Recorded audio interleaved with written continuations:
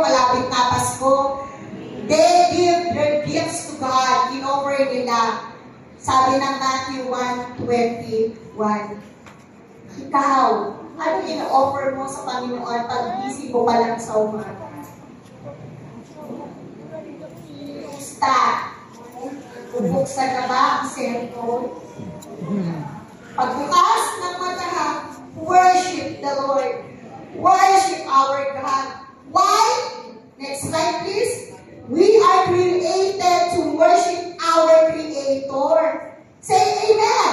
Amen. Say amen. Amen. Are you worshiping your Creator? Amen. Palakpak. Talaga na worship sa Panginoon. Pagbilang ka lang ng mata. Praise the Lord. Glory to the name. May problema o wala. Worship the Lord. Alam niyo yung aming mga pagsubok. Bukas, naaklat ang buhay namin sa JIL Area F. Dumaan kami sa napakaraming problema. But we always worship God in any circumstances. Masaya, malungkot, may problema, kahit na walang pera. Ano pa? Kahit may problema at wala kang pera, di ba laging masaya? Ganyan na ang buhay na kay Jesus, laging may galak sa tuwina. Oh, hindi tayo makakanta, ka-worship the Lord, hindi kayo talaga, oh. When we give glory to God, we place Him on the throne of our hearts.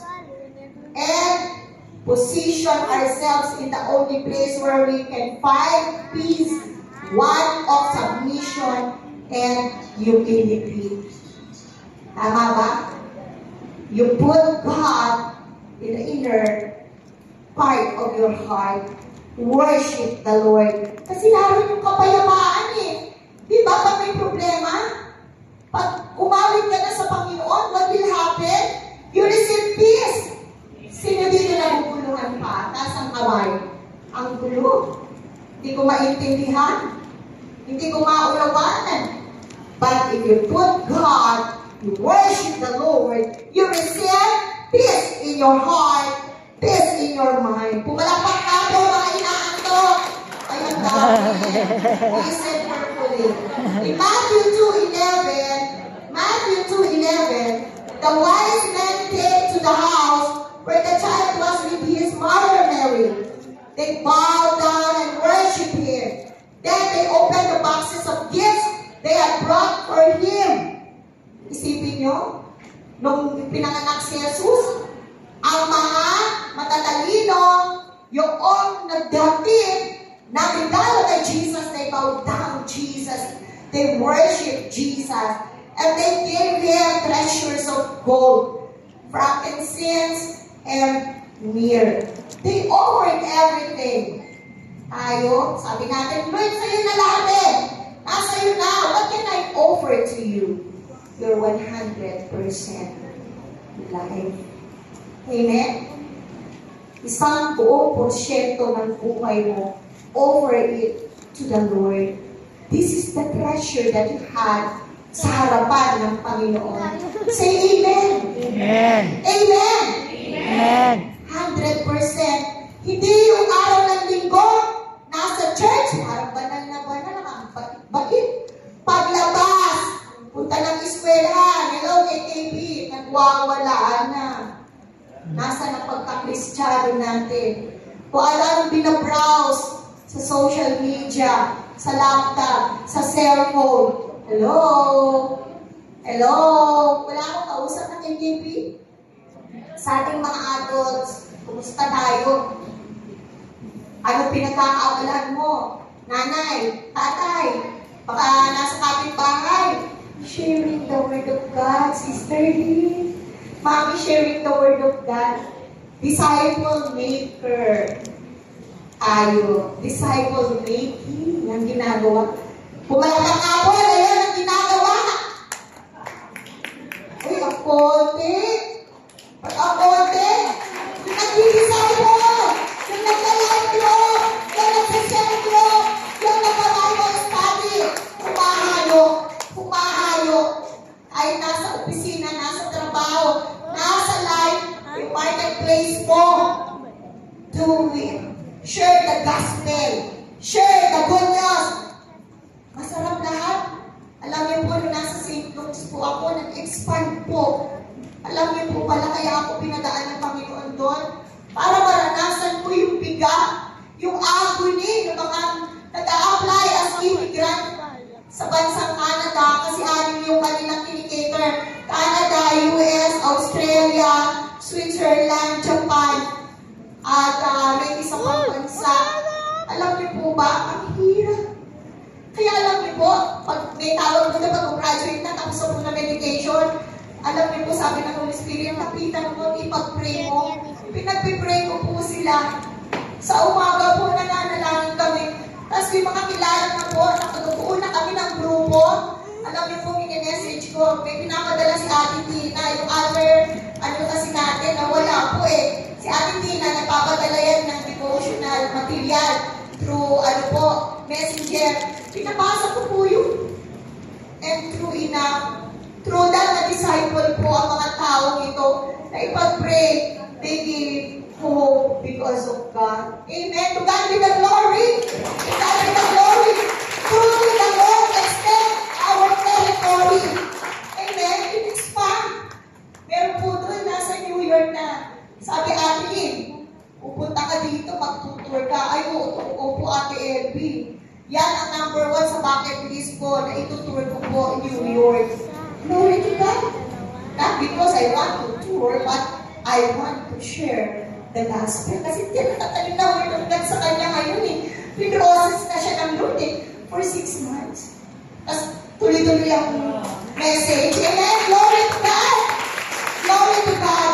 Kaya pag tumadaan tayo sa pagsubok, always think, there is a purpose of it, God. May purpose ka.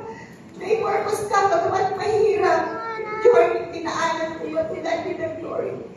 Lalo po tayo pinatatahan ng ating Panginoon.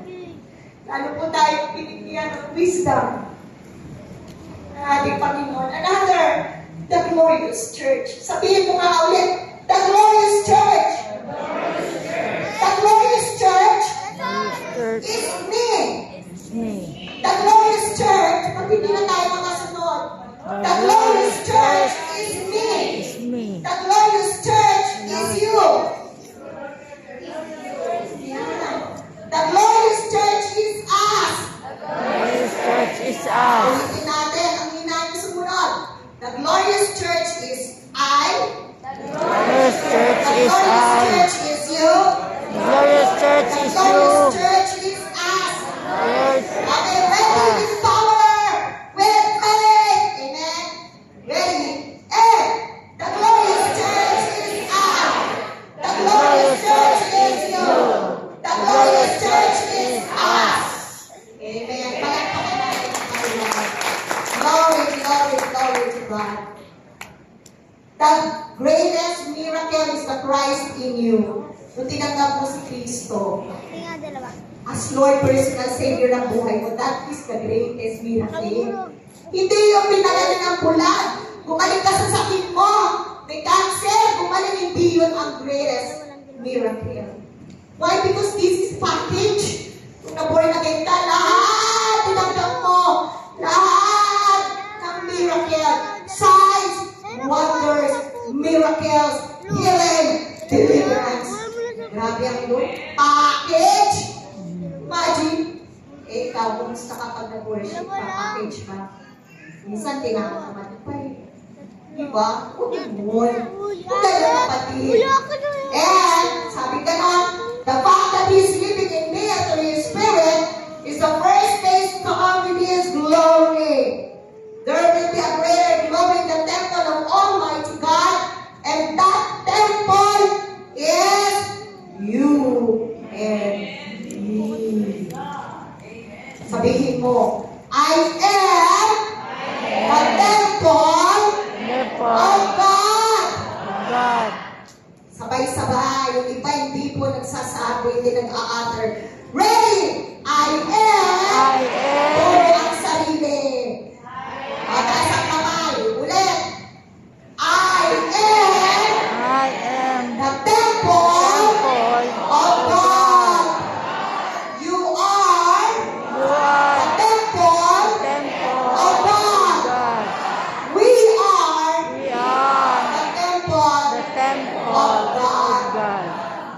things I used to do, I do them no more.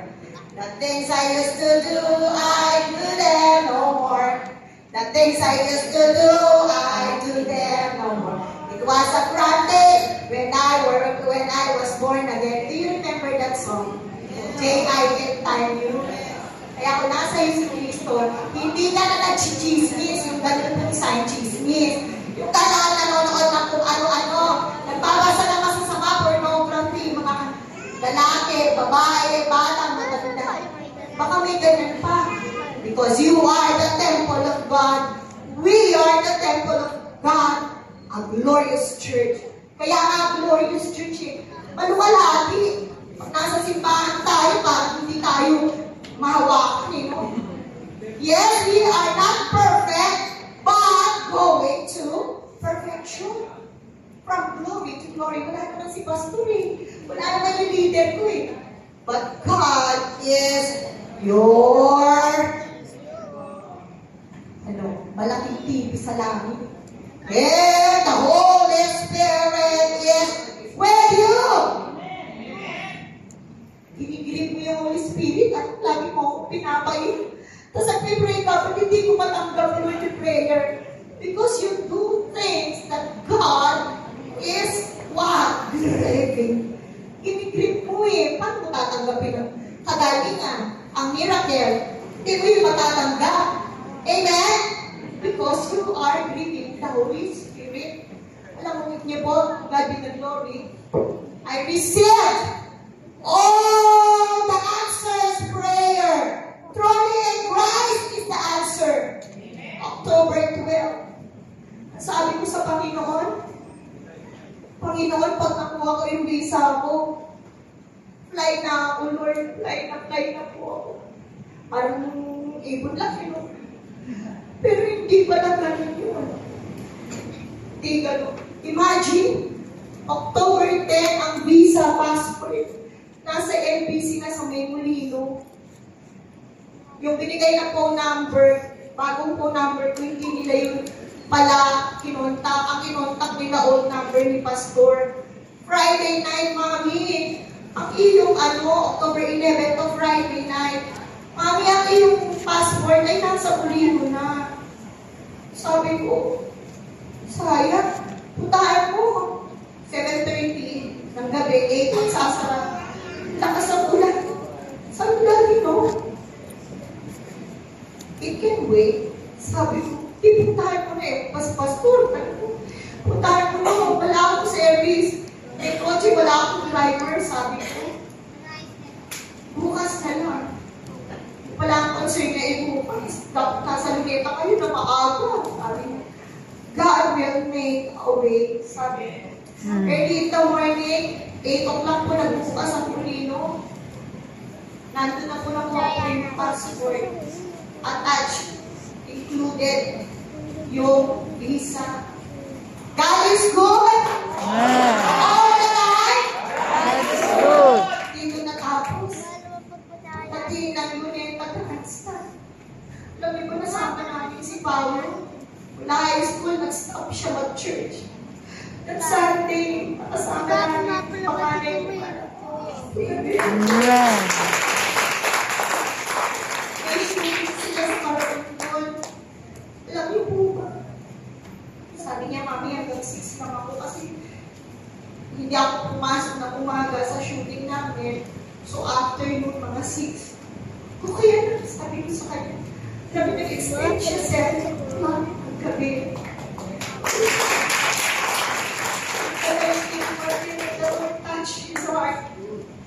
Pangatlo, isa, yung nakuha kong passport, yung isa, pangalawang matet ang anak ko. So God be the glory. Sabi ng Panginoon, nais kong matunggap mo ang lahat ng benefits, ang lahat ng signs, wonders, and miracles na narito sa madahaya ng salita ni Brother Eddie Villanueva. Amen. So God be the glory. Ipalakpakan po natin ang Panginoon. Napakabulit po ng Diyos. Purihin ng Panginoon. Lahat pala, kung hindi ako dadalo, hindi ko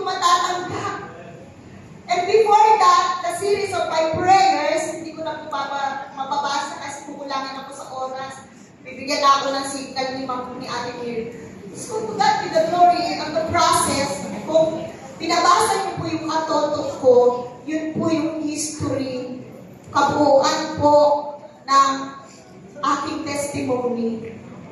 And to cut the story short, sa kabutihan po ng ating Panginoon, sa series of prayers ko, iyak, pag nalulungkot po ako, at kasi mayakan po kami ni Pastor, sasabihin ko sa prayer ko, sa gabi, sa madaling araw, Lord, please embrace me, God. Embrace me, Lord. Embrace me, oh God. And to God be the glory, at sabi ng Panginoon, pagpasok mo ng Terminal 1, October 30 po ang flight ko, 10:30 ng gabi. So, alas 3, alis na po kami sa bahay. Anoin ko ng oil ng Terminal Naiya Airport. Pagbaba mo ng Los Angeles Airport, i-anoin ko ng oil. Pagbaba mo ng Lancaster, kung saan nakatira, yung pinsan ni Dada, doon po kami nagre-rent ng kwarto, i-anoin ko ng oil.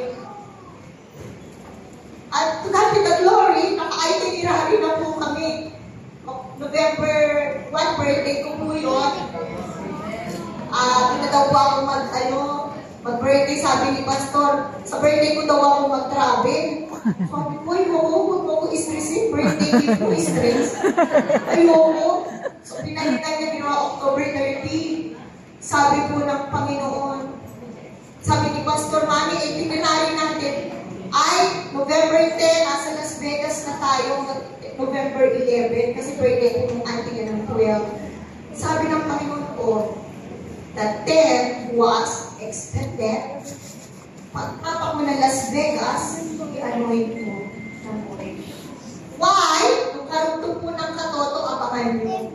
Nandun po yun. May party yung katoto kasi every month, once a month, nagpo-post po ako doon. And that is the real testimony of my life. Yun po yung way ko. How the Lord really worked, and Jesus is alive. Amen! Christ is the answer! Sumunod ka lang, kaya sumunod na ako kay Pastor. Oh, Pastor, ako po magtuturo. Sa usapan namin second service. Okay, so it's slide number 11 na tayo. Pipilisan na natin. Hallelujah! Ngayon, ano ba yung components, ano yung mga elemento para ikaw as an individual to become more glorious? Number 1, the glorious church has experienced Christ in all His power. Basahin natin sabay-sabay. Sa ating nga sinabi ng Panginoon na, ready and the glorious church has experienced Christ in all His power. Ang tagang kapatid, naranasan mo ba ang kapangyarihan ng Diyos? Buhay na ba ang Diyos sa iyong buhay? Eh, parang namang wakaw mo. Amen? Amen? Walang kabuhay-buhay. Kung talaga ang Diyos mo ay makapangyarihan, the Lord sent you. Sumama ka sa life group. Sumama ka sa LGM. Sumama ka sa cell group. Sumama ka sa mga gawain. Malapit na dumating ang Panginoon, kapatid. Huwag tayong tutulog-tulog.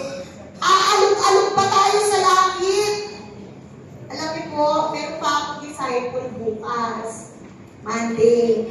Sabi ko sa disciple ko, Be, magkikita tayo bukas, ha? Napilita na lang siya kasi aalis na ako. Noong una, sabi ko, okay na, i-turn over ko na lang po. Pero sabi ng Panginoon, paano pa ako kompleto journey mo? Hindi ba tapos? Pinipilitan ko, nauna ka na naman sa akin mag-desisyon. Oo nga, Lord, pinipinabutan ko ako. Sabi ng Panginoon, tapusin mo. Ako pala may journey, hindi pala yung tinidisciple ko. Sabi ng glory, alam niyo, nag-yes na siya. Opo, Mami. Just listen to the voice of God. Just listen how the Lord speak to you. Kung tawad ka magbasa ng Biblia, hindi mo malalaman anong sinasabi ng Diyos. Amen? Hindi mo makikita, ipapakita sa iba the power of God.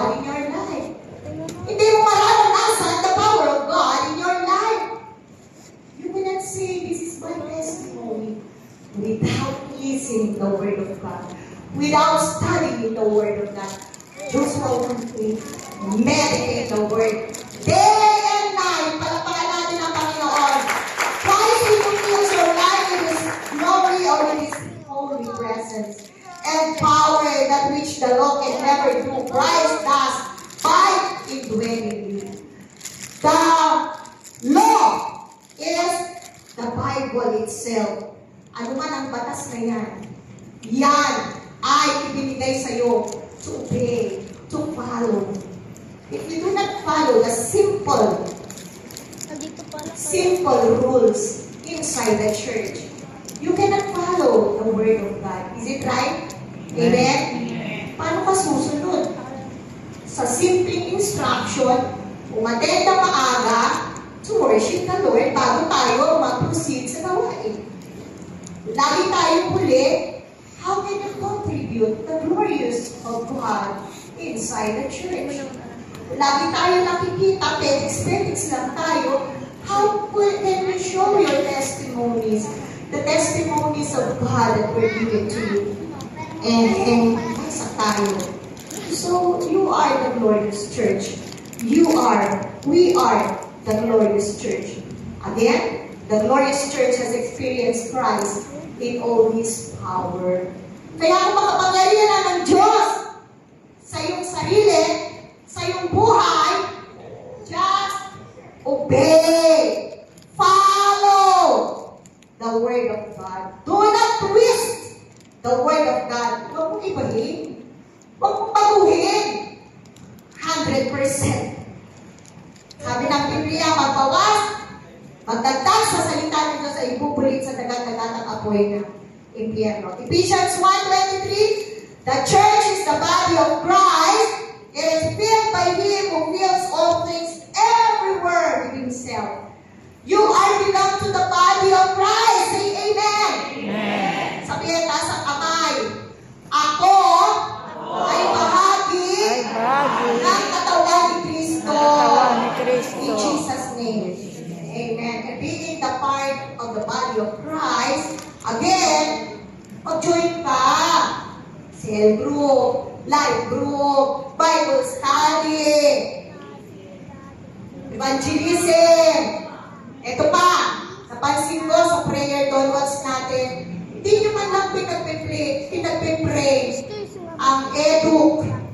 Hindi nyo man lang pinagpe-pray nasa evangelism. Yung gawain, oo, na magpe-pray, pero yung mga humahayo, alam nyo ba, nag-iisa lang po sila humahayo? Please, kung nangyari yan sa panahon ni Pastor Winnie, na hindi nyo sila sinasamahan.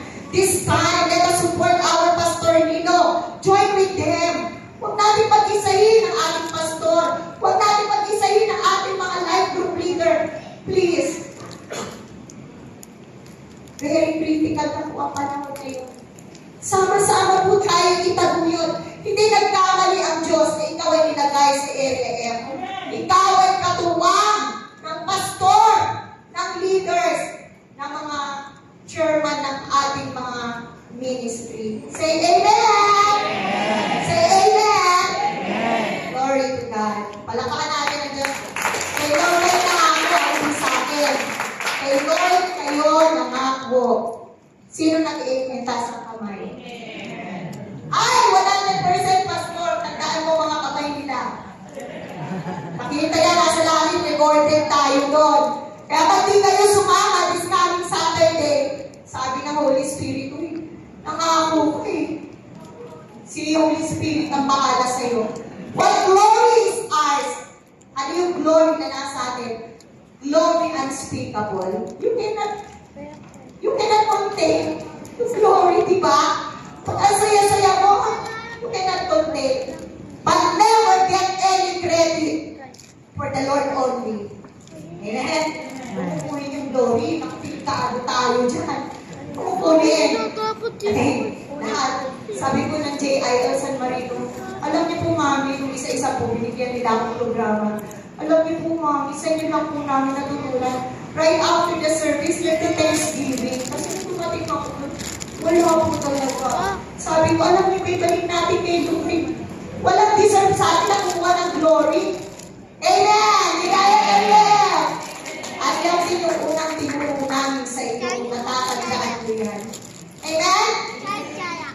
one can deserve any glory because God alone deserves our glorious worship, praises, and honor. Amen. The calling of every Christian was to be filled with God's glory, be brought in the supernatural, and make a difference in his or her generation. Tandaan mo yan. There is so much that just flows from the reality. As you think about resources available to you today, tayo po bilang mga Kristiyano, tinawag tayo ng Panginoon na mapuspos ng kanyang kaluwalhatian. Amen? At naman hindi mo tinatry na ipag-pray kapit-bahay mo, may sakit. Yung mahal ko sa buhay, kasi nagda-doubt ako, Mami Lini. Baka hindi ko mali. No! Just pray! Lay hands mo siya. Sino nagagawa nun? Hindi ikaw. And that is the supernatural power of God. Jesus is the great healer. Amen? Jesus is the great redeemer. Amen? And Jesus is the only way, the truth, and the life. No one comes to the Father except Jesus Christ. Kaya share the gospel, share the goodness of God, share the miracles, signs, wonders, mga kamangha-manghang bagay na ginagawa ng Panginoon. Nasa atin na raw lahat ng resources. Nasa atin na ang strength na binigay ng Panginoon. Nasa atin ang kapayapaan. Nasa atin ang pag-asa. At nasa atin ang purong salita ng Diyos. Kumusta? Kumusta ang buhay Kristiyano mo? Malamig ba? Malamig ba? Sabi ng Biblia, kung ikaw ay malamig, ayaw ng Diyos na maligaw na, I will speak to you how.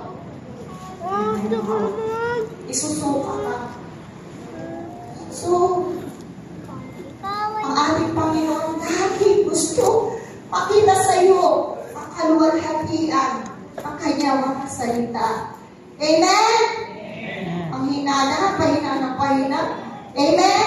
Amen. Praise God. Pangalawa. Ano yung pangalawa? Para makita sa iyo ang glory ng Panginoon. Basahin natin. Ready number 2. The glorious church is indwelt by His sovereign rule. This tells us that we belong to Christ. Taas ang kamay na nabibilang sa kaharian ng Diyos. Say amen.